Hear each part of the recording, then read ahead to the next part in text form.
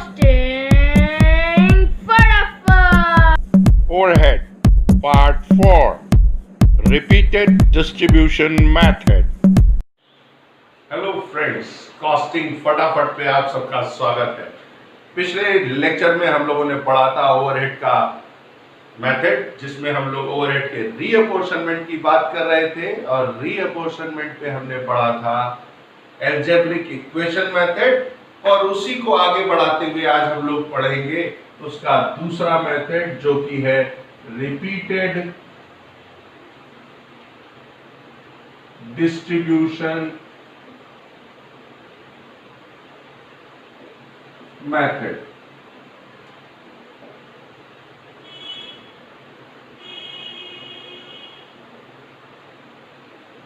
Repeated distribution method. दोनों ही method से, पहले भी लेक्चर में मैंने कहा था कि दोनों ही मेथड से जो भी आंसर आएगा वो सेम होगा। दूसरा हम क्यों पढ़ते हैं? क्योंकि हमको प्रोडक्शन ओवरहेड का रेट निकालना होता है।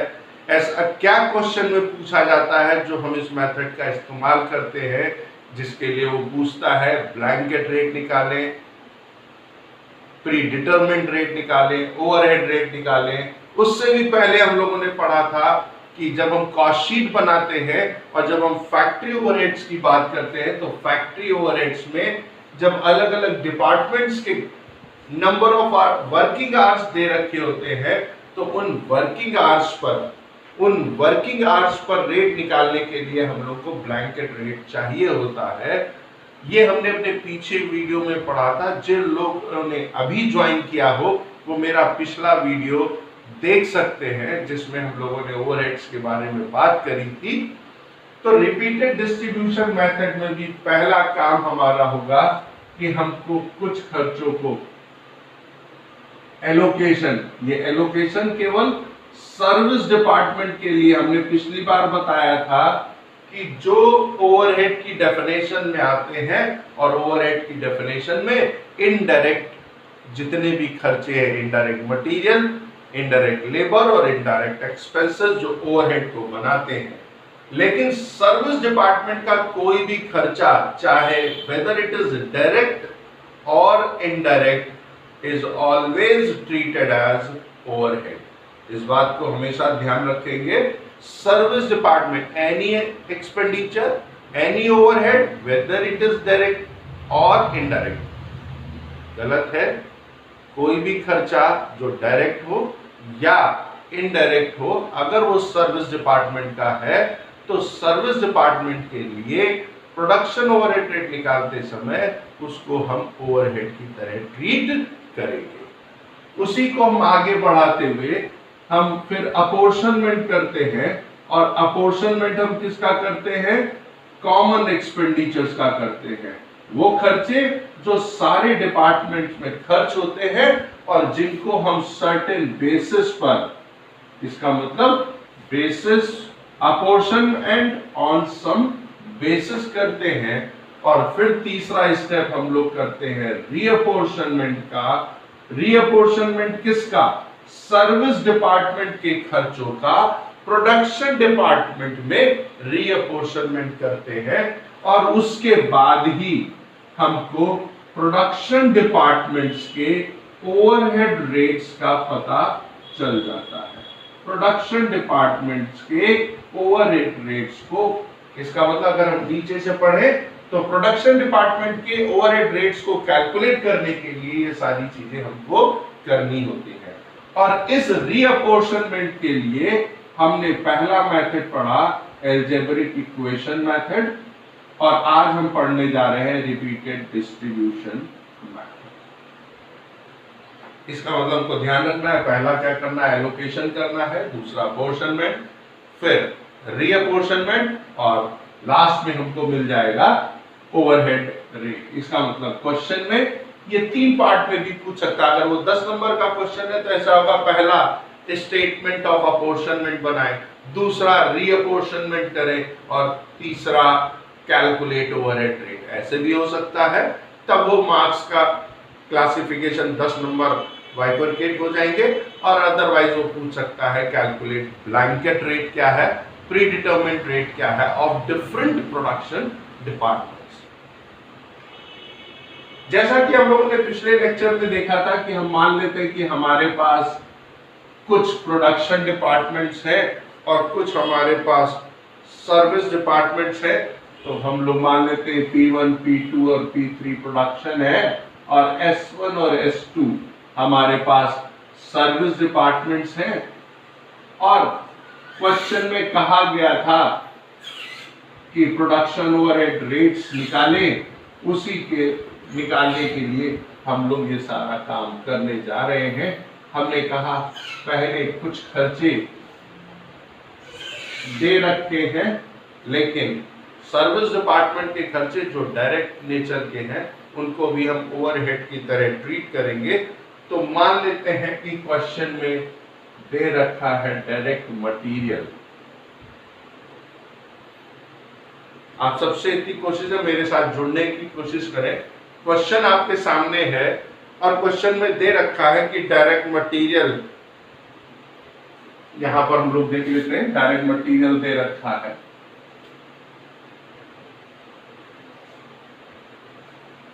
P1 में, P2 में, P3 में, S1 में, S2 में। मान लीजिए 3000, 4000, 5000, 2000 और 1000। लेकिन जो प्रोडक्शन डिपार्टमेंट का डायरेक्ट मटेरियल है is a part of prime cost, is a part of direct cost, but service department का जो डायरेक्ट है that will be treated as overhead. तो हम क्या लिखेंगे, P1 में कुछ नहीं लिखेंगे, P2 में कुछ नहीं लिखेंगे, P3 में कुछ नहीं लिखेंगे और S1 में हम 2000 लिखेंगे। और this is what called as allocation, जो हमारे पास ऑलरेडी हमको आइडेंटिफाई करके दे रखा गया है, जिसको हमने कर दिया। फॉर एग्जाम्पल हम लोग डायरेक्ट वेजेस पर भी आ जाते हैं, तो हम प्रोडक्शन में कुछ नहीं लेंगे, बट जो सर्विस डिपार्टमेंट है तो मान लेते हैं यहां पर 1000 और यहां पर 2। अब यहां से अपोर्शनमेंट, इसका मतलब ये हो गया हमारा एलोकेशन का पार्ट। अब हम लोग करेंगे अपोर्शनमेंट किसका, कॉमन एक्सपेंडिचर का। उन कॉमन एक्सपेंडिचर में हम लोग बात कर ले, एक बहुत जनरल सा वो हम लोगों ने हमेशा देखा, मान ले फैक्ट्री का रेंट है, और फैक्ट्री का रेंट हम लोगों ने पढ़ा कि रेंट जो होता है वो हमेशा फ्लोर एरिया के बेसिस पर होता है, और ये हम सब पीछे वीडियो में पढ़ चुके हैं। क्योंकि हमको रिपीटेड डिस्ट्रीब्यूशन मेथड पढ़ना है, तो मैं यहाँ पर मान लेता हूँ कि रेंट डिस्ट्रीब्यूट होने के बाद कितना आ रहा है। मान लेते हैं रेंट डिस्ट्रीब्यूट होने के बाद 1000, 500, 1000, 500 और 1000। इसी तरह के और भी बहुत सारे खर्चे हैं।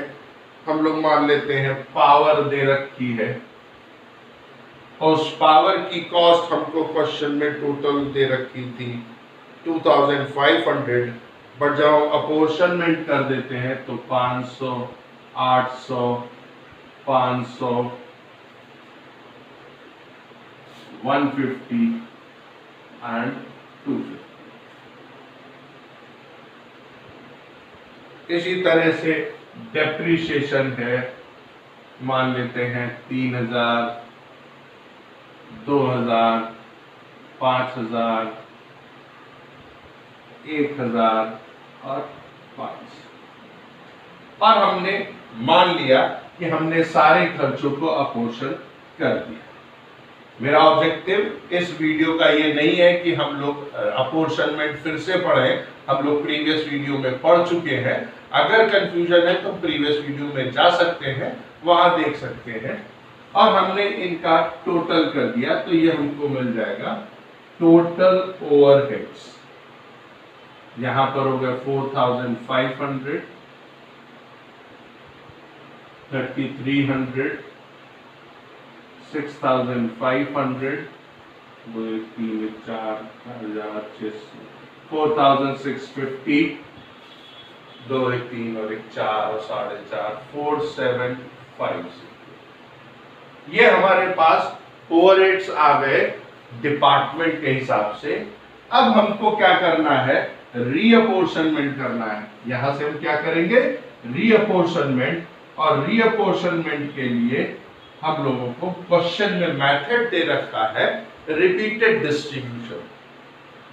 मैंने पहले भी कहा, अगर क्वेश्चन में कोई भी मेथड नहीं दे रखा है रीअपोर्शनमेंट का, तो हम एल्जेब्रिक यूज कर लेंगे, क्योंकि वो थोड़ा छोटा होता है, कैलकुलेशन थोड़ी कम करनी पड़ती है, लेकिन आप रिपीटेड डिस्ट्रीब्यूशन मेथड भी यूज कर सकते हैं। अब हम जब रिपीटेड डिस्ट्रीब्यूशन करने जा रहे हैं, रीअपोर्शनमेंट करने जा रहे हैं, तो हमको रीअपोर्शनमेंट की टेबल भी चाहिए। जैसा आप लोगों ने पिछले वीडियो में देखा था कि S1 S2 है, S1 P1 को, P2 को, P3 को, और खुद S1 S2 को सर्विसेज देता है, तो इन सर्विसेज का क्या परसेंटेज है।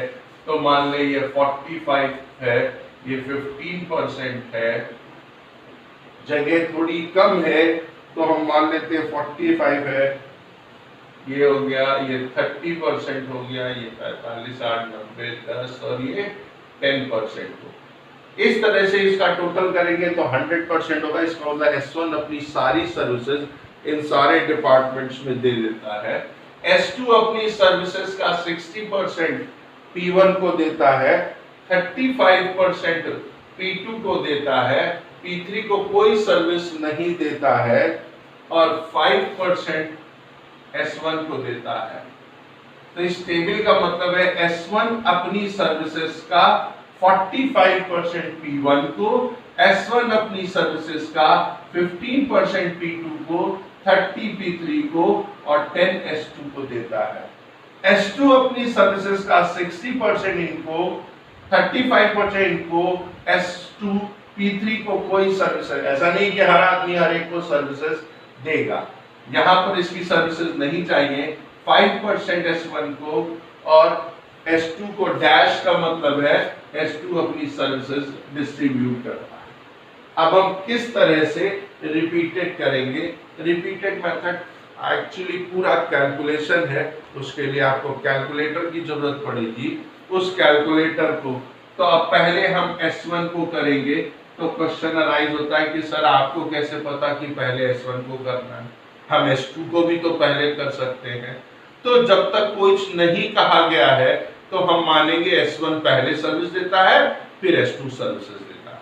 लेकिन अगर क्वेश्चन में कह दिया कि S2 डिपार्टमेंट पहले सर्विसेज, तो हम रिपीटेड का मेथड S2 की तरफ से स्टार्ट करेंगे। इसका मतलब S1 की जो सर्विसेज है 4650, ये अपनी सर्विसेज का 45% किसको देगा, S1 अपनी सर्विसेज का 45%, इसका मतलब 4650 का 45%, 2092.5। अब मेरी बात चलो एक मैं लिख देता हूं, उसके बाद आप लोग पकड़ लेंगे। फिर S1 अपनी सर्विसेज का P2 को 15% देता है, इसका मतलब 4650 का 15%, यहां पर भी मैं कर देता हूं 4650 का 45%। सिमिलरली यहां पर क्या हो जाएगा, 4650 का 30%, यहां डैश हो जाएगा और यहां हो जाएगा 4650 का 10%। तो पहले S1 ने दी, फिर उसके बाद S2 सर्विसेज देगा। अब S2 के पास ध्यान से देखें, 4750 पहले से था और 4650 का 10%, 465 और आ गया। इसका मतलब S2 के पास कितनी सर्विसेज आ गई, 5215। जैसे यहां पर हुई क्या, 4650। मेरी बात ध्यान से, यहां 4650 था, तो जब पहली बार किया तो 4650 को बांटा, तो X2 में 4650 का 10% आ गया। इसका मतलब S2 के पास टोटल सर्विसेज कितनी हो गई, 4750 प्लस 465, टोटल 5215। अब S2 जब अपनी सर्विसेज देता है तो S2 P1 को कितनी देता है, 60%। इसका मतलब क्या हो जाएगा, 5215 का 60%, यहां क्या आ जाएगा 5215 का 35%, यहां कोई सर्विसेज नहीं देता है और यहां हो जाएगा 5215 का 5%। इसका मतलब पहले हमने S1 को नील किया, फिर हमने S2 को नील किया। अब जब हम इनकी वैल्यूज कैलकुलेट करेंगे तो पहले तो ये कुछ पॉइंट्स में आएंगी, थोड़ा सा वर्किंग ज्यादा है। अब जब हम नील करेंगे तो यहां पर देखिए कुछ वैल्यू बच जाएगी, ये तो इससे नलीफाई हो जाएगी, खत्म हो जाएगी। यहां वैल्यू 5215 का 5% 260 समथिंग आएगा। मैं राउंड ऑफ ले रहा हूं, आप पॉइंट में लेंगे। और यहां पर जब आएंगे तो 260 बचा। अब इस 260 को अब फिर हम S1 को बांटेंगे, फिर हम S1 को शुरू करेंगे। S1 का 45%, इसका मतलब कितना आ जाएगा 260 का 45%, 260 का 15%, 260 का 15% और 260 का 10%। अब ये 260 बच गया। अब यहां बच गया, कितना बच गया 26 S2 में। मेरी बात ध्यान से समझेंगे, पहला 4650 को बांटा तो 465 नील हो गया, फिर हमने 5215 को बांटा तो यहाँ 5215 नील हो गया। अब 260 इसमें आ गया। अब 260 को बांटा तो इसका मतलब पहले S1, फिर S2, फिर S1 और फिर S2। अब 26 को बांटेंगे तो 26 का 60%, 26 का 35%, डैश इसको कोई सर्विस है, फिर 26 का 5% और ये नील हो गया। अब यहां पर फिर 5% आ गया।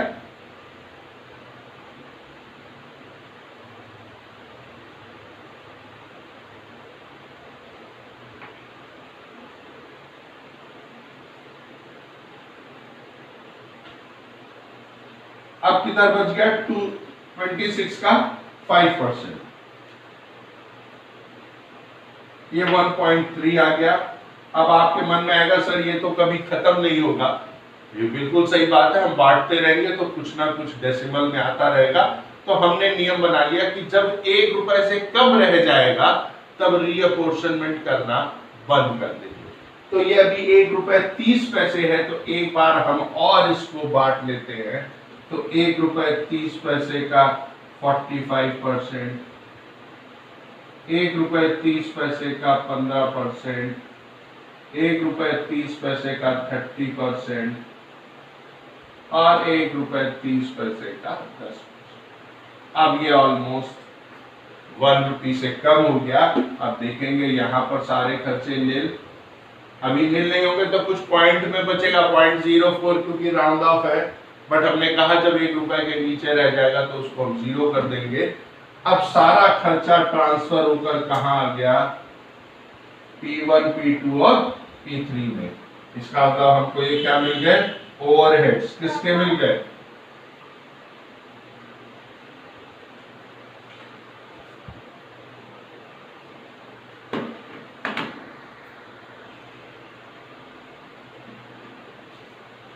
ओवरहेड किसके मिल गए हमको P1 के मिल गए। अब हम इसको डिवाइड कर देंगे नंबर ऑफ आर से तो हमको ओवरहेड्स रेट मिल जाएंगे। इस तरह से यहां पर हमारा सेकेंड मेथड खत्म हुआ, रिपीटेड डिस्ट्रीब्यूशन मेथड का।